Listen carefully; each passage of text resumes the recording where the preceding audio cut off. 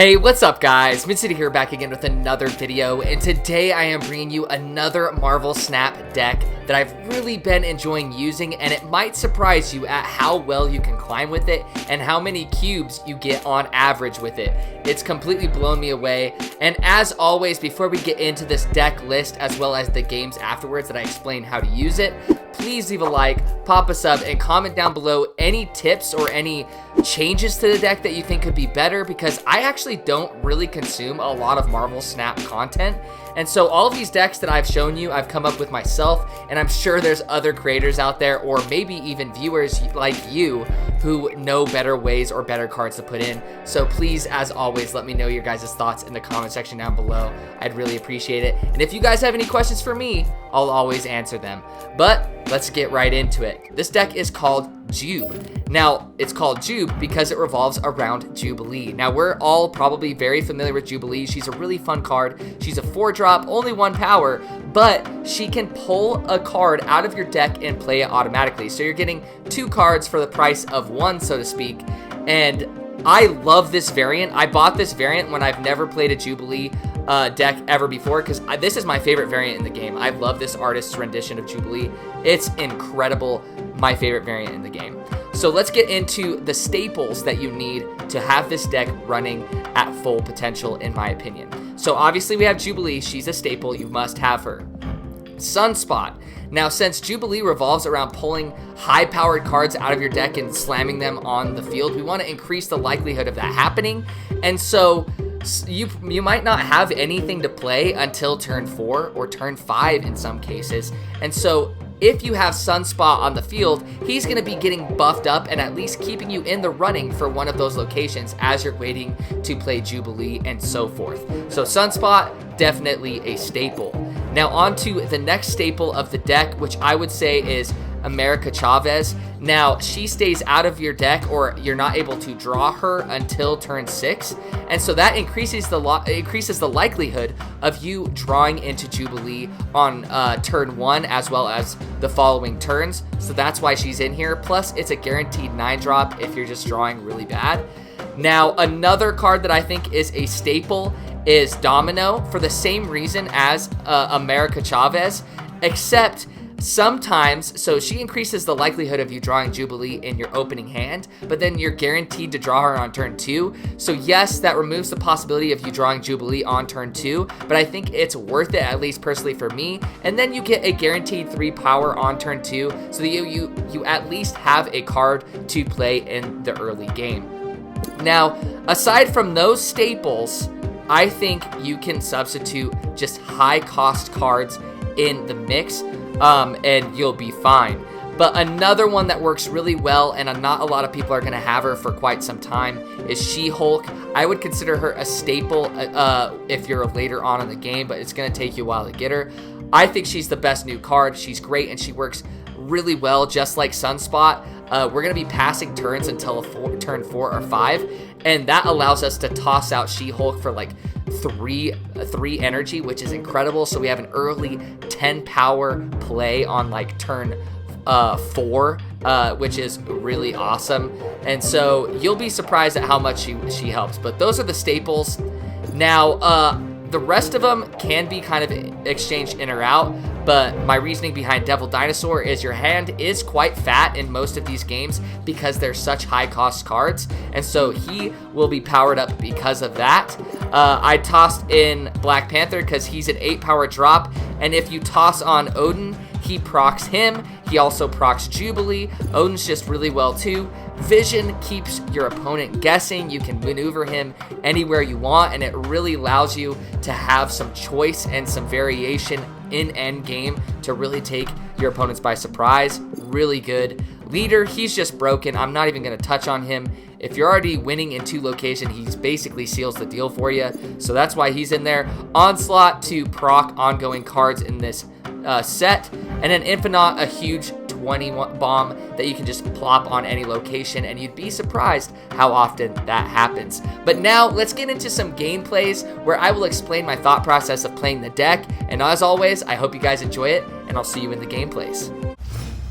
All right, the leftmost location is about to be revealed, and it's the raft which actually helps out our opponent quite a bit, but they don't know that because we're not able to play until turn 4 most of the time, so he's definitely going to fill that up before us. And then his Iceman actually makes our Jubilee cost 5, so now it's looking like we might not have a play until turn 5. We do draw into Domino, so she lets us kind of contest that raft a little bit and make him definitely commit to it if he was kind of hesitating on it. And then the middlemost location is revealed, and the rightmost location is now revealed. We draw into a Sunspot, which is fantastic. He'll at least kind of keep us in the runnings for this leftmost location.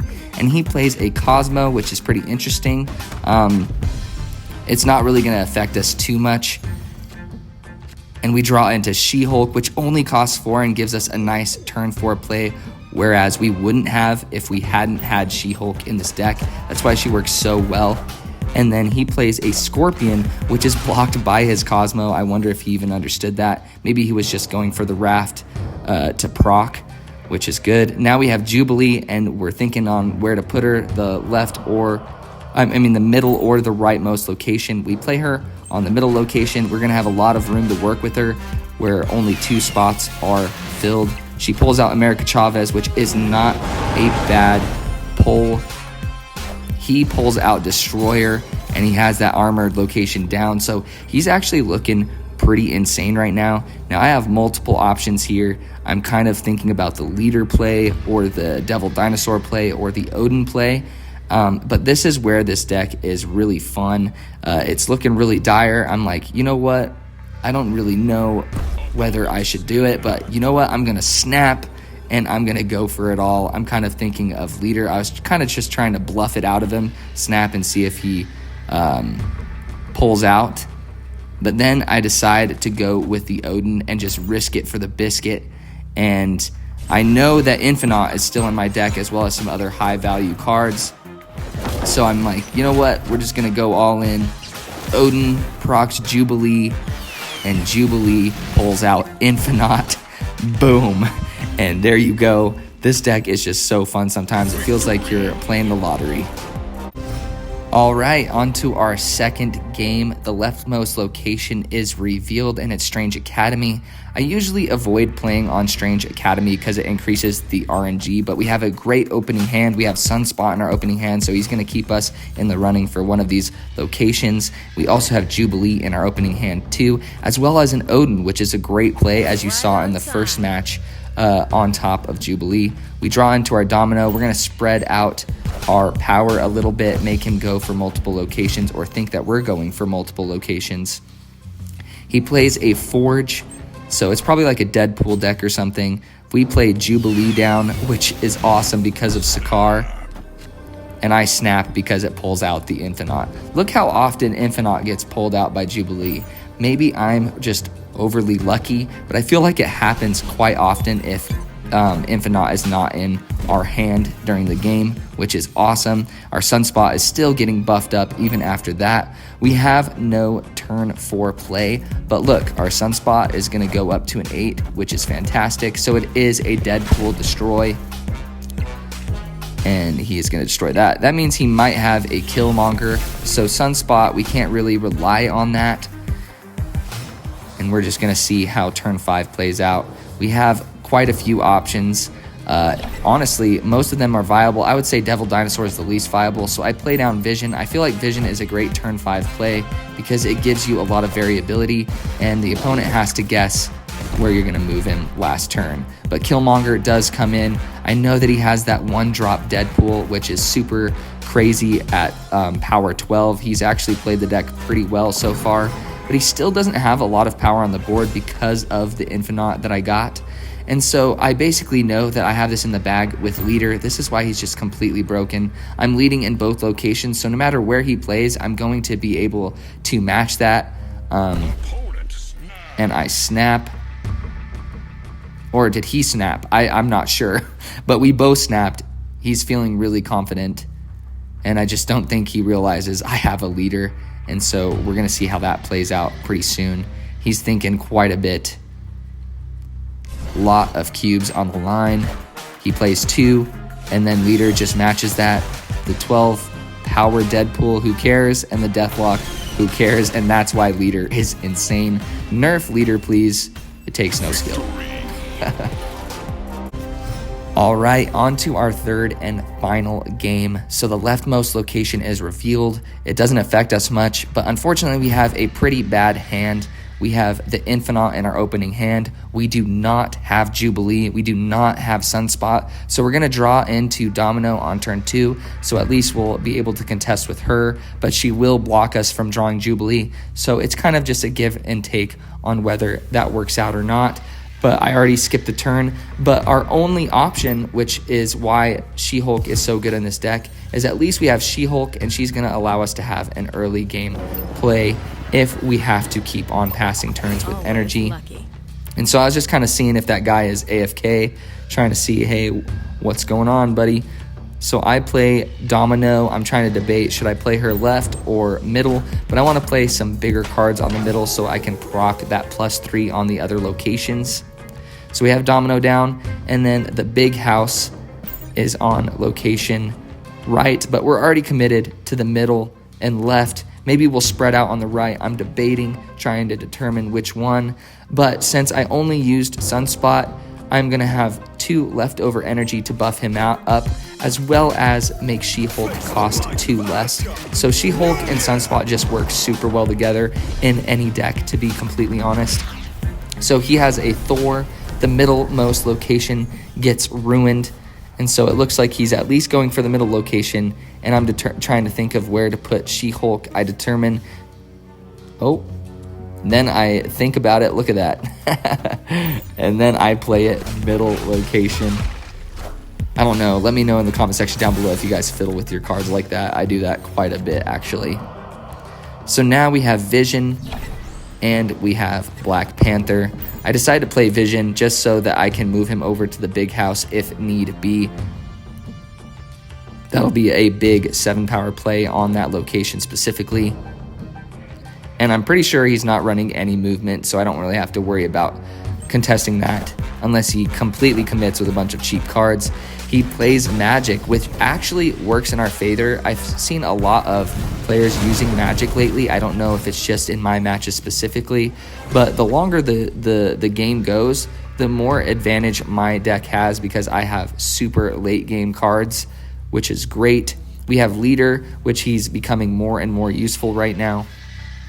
We have quite a few options. I'm kind of just sitting there debating, wondering whether or not. So we're just going to fling down Chavez because she's a 9-power play just to get the power up. And then if we are still winning on these 2 locations, then Leader will be a no-brainer because, again, he takes no skill as we saw in the last game. But hey, we adapt. And I decide to snap because he's taking a long time. He's really having to think through his moves, so he probably doesn't have a mega winning play. And so we're just gambling for it. We're using Jubilee. We're calculated with our gambles. But like I said, this deck really does farm cubes really well, and it's way more consistent than I thought. This opponent is taking forever yet again. So he plays down Wolfsbane, not too bad of a middlemost play, but he's only ahead by 2 in the middlemost location. He plays Jubilee, and it's a variant I had never seen before. What a cool variant. Not as cool as mine. So I let him know, hey, that's a pretty sick Jubilee right there. So he has a late game deck as well. That's why he's running Magic. We're going to move Vision over and use Jubilee in the leftmost location. And we're honestly kind of gambling here. We're really banking on the fact that he's not going to play on the rightmost location, and he doesn't. It's an Ironheart. We have to pray that it does not proc. It procs Jubilee once. We're still ahead on the rightmost location, and I think we're going to win the leftmost without a doubt. Silver Surfer buffs up in the middle, but we're not trying to win the middle anymore. 18, Jubilee. Will Jubilee come in clutch? Whips out the Dino, and we win in the leftmost location and the rightmost location. Another really fun match with Jubilee. Victory. Alright guys, that was my deck for Jubilee. I definitely tried to include cards in it that players will be able to get sooner than later so that everyone is included and everyone can have fun. And it's just a really fun deck to play and climb with, especially in the earlier ranks. I hope you guys enjoy it. And don't forget to leave a like, pop a sub, and comment down below any suggestions you have for Marvel Snap content. It would really help me out because I'm going to be covering this game semi-consistently on this channel because I love it so much. Alright guys, I love you. I hope you guys are staying safe and take it easy.